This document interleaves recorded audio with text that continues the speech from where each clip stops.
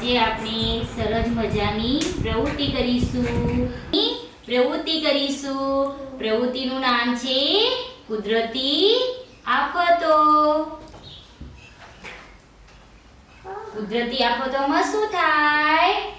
વાવાઝોડું આવે, વૃક્ષો પડી જાય, પવન આવે, વાગે એટલે આપણે જવાનું નહીં.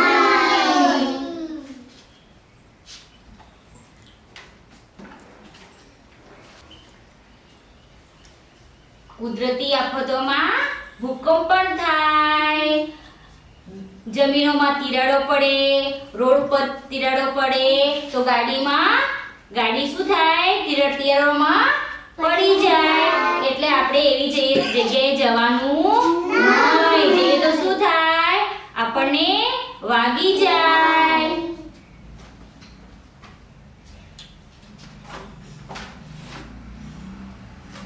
કુદરતી આફતોમાં કંપનીઓમાં, કારખાનાઓમાં, ઘરમાં આગ બળે તો એવી જગ્યાએ પણ જવાનું નહીં.